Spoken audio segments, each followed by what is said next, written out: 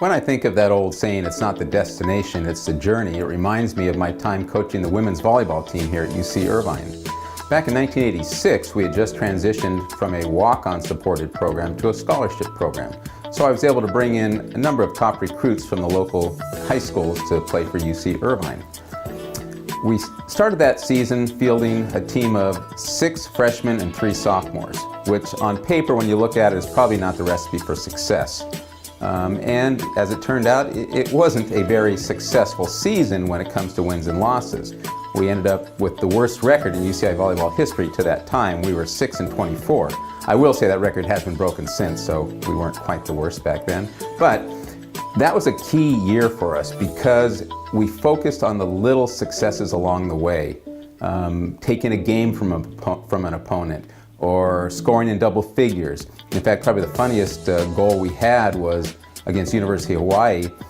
We were playing them the second night in a back-to-back match sequence, and the first night they beat us 3 straight easily. They didn't have to sweat, basically. And then the second night, one of our goals was, well, let's make them at least call a timeout. Make them at least think that, you know, we're competitive with them. So sure enough, I believe it was the second game of the match. We're playing real good volleyball, probably the best we'd played in quite a while, or maybe up to a point in that season. And Hawaii had to call a timeout. They were getting nervous that we might actually win a game and beat them. During the timeout, the team kind of came over. We're all smiles. I mean, we're still losing in the match, but they're happy because we accomplished a goal. A small one, but it was a big goal in our minds. So that whole season, we relied on those little successes to keep us going and to keep it positive. Had we not had those little successes along the way, it would have been a very frustrating season. I mean, when you only win 6 out of 30 matches, it doesn't really help your ego much. So, 1987, the following year, we had a experience under our belt, and we returned the team that was now sophomores and juniors. We played the same competitive schedule. In fact, that year we had some pretty good successes. Even though we finished 12-15, again, when you look at it, it's probably not the most successful record, but along the way we had some good successes. We defeated San Diego State, which was a ranked team at that time, and had a couple of other real nice wins against top teams. Well, 1988 comes, and now that team that stayed together are juniors and seniors. Started off the season playing real good volleyball, went to Ohio State, won a tournament out there, came back, started conference play, and we were playing great ball. We beat ranked opponents. We finished the year 19-12, which at that time was the best record in UCI women's volleyball history. We went to NCAAs for the first time in women's volleyball history, and we were nationally ranked. We were ranked 20th in the country. And again, that was a first for UCI women's volleyball. And when I look back on it, that success in 1988 was directly because all the little successes we had 2 years before. Had we not really focused on the journey, we never would have had the destination that we had. So when I think about whether, for me, it's more about the journey or the destination when it comes to how I live my life, it's definitely more about the journey. Every year I pick a marketing slogan for my life, a theme that I try to live to. And it usually comes from the title of pop songs, but it ends up having a much more powerful meaning to me. And so, for instance, last year my theme was bulletproof. And I'm in customer service a lot, so my theme was bulletproof in that you can say and do whatever you want, but it's not gonna wipe this smile off my face. And then this year I chose my theme as wide awake. Because I want to be fully engaged in every interaction I have with other people, in my relationships, in my work. I want to be wide awake and fully aware of the decisions that I'm making and how they affect other people as well as how they affect me. And so for me, it's always going to be about the journey because you just never know when the journey's going to end. I think it's important to look at things sometimes through a very finely tuned lens, but also from the 10,000 feet view. So I think it's important to keep a goal keep an eye on the goal and keep current and realistic goals so you always know where you're moving.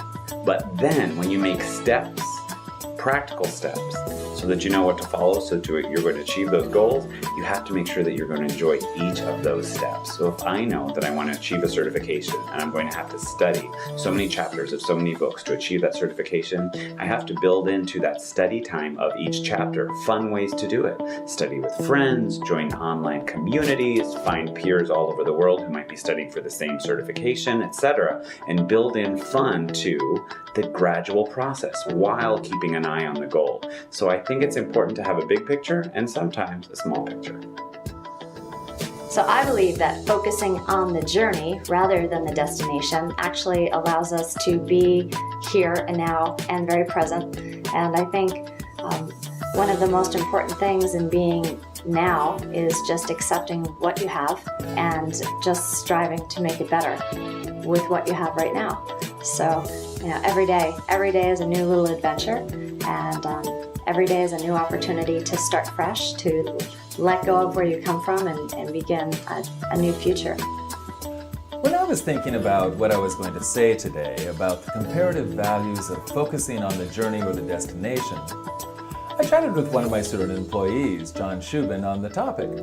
He interrupted me and said, "Oh, I just heard this thing on ESPN. They were talking about football, and the guy said you can gain more yards than anyone else in the game, but it doesn't do any good unless you score the touchdown."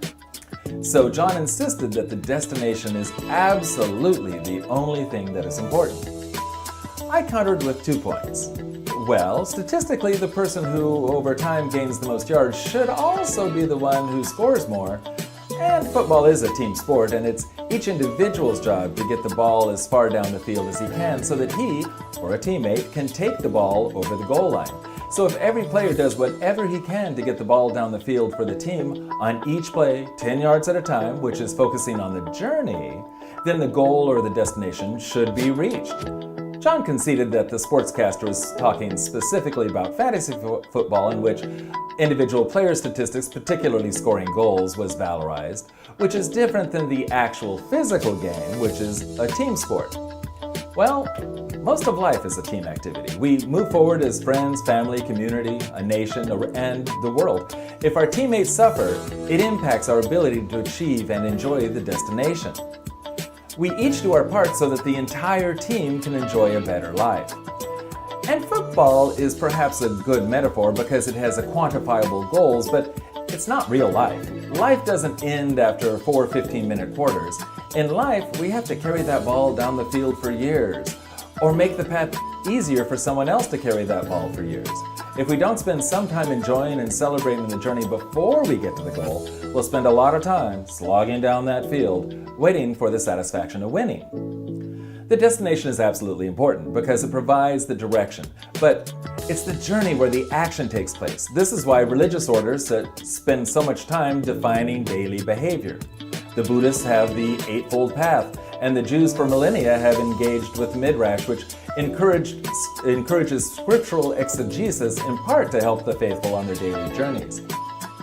My father's a Presbyterian minister, as were both my grandfathers, and in my father's tradition, the destination, the goal would be to be a good Christian. Admittedly, there are many different interpretations of what each step of the Christian journey is. For example, Torquemada and I might decidedly disagree on what the best plan of Christian action is. Each religious tradition has its own valuable rituals, scriptures, and celebrations that guide people to a more meaningful journey. My father finds the best Christian direction for the journey in the book of Matthew, when Jesus says, "You shall love the Lord God with all your heart and with all your soul and with all your mind. This is the greatest and foremost commandment. The second is like it. You shall love your neighbor as yourself. On these 2 commandments depend the whole law and prophets." Now, there are myriad ways to interpret this. I'll leave the love of God for another day, but I think the second commandment, to love your neighbor as yourself, can be best demonstrated through acts of charity towards others. So while the destination of being a good Christian sets the direction, it's only in the present that I can perform an act of charity or think charitable thoughts. The journey is to act every moment in accord with the direction that you've set as your ultimate destination. If your destination is to get a degree from UC Irvine, you don't think of that degree every day. You focus your energies on learning something new every day and demonstrating that knowledge through tests and papers. After you do well with each page of learning, you've reached your goal. As you look back on the best parts of your college career, it's probably not the graduation itself, but the friendships you formed and the new ways of thinking that were stimulating and motivating to you, and the laughs you shared. It's during the journey that you have each moment to be joyful and playful. If you don't practice happiness during the journey, you'll be unpracticed in how to be happy after you've reached your goal. If you perform and celebrate individual acts of kindness, you'll be a better Christian. If you get that ball 10 yards down the field enough times, you'll reach your destination. It's important to pick a destination that's in accord with your values, then focus on the small steps of the journey, celebrating the achievements along the way, and eventually, you'll cross the goal. It's a phrase you often hear, focus on the journey rather than the destination. And I'm a firm believer that you should focus both on the journey and the destination. I don't believe either of them should be minimized. I think focusing on the journey creates many celebrations that can lead to the destination. But I also think humans, especially Americans, the second we actually reach the destination, we barely sit in that moment before we're thinking about the next thing. And I believe it's that moment where you hit the destination that you create the biggest celebration of all, where you get a chance to reflect back on what you do, and you can give that destination that you've reached a sense of occasion, create a little ritual around it, look back at what it is you've accomplished. So I think both are really important. The destination or the journey is where you have a chance to take small celebrations. Every week, reward yourself for what you've done. Maybe every month, celebrate what you've done. But then on the destination, when you get there, instead of thinking ahead before you've barely arrived at the finish line, take a moment, a day, an hour to create a ritual that allows you to really sit back and say, I have accomplished something. Whether it be congratulating yourself with a massage, taking a day off, just meditation or reflection, a party, a trip. I think they're both important, both what you've achieved and what's taken to get you there.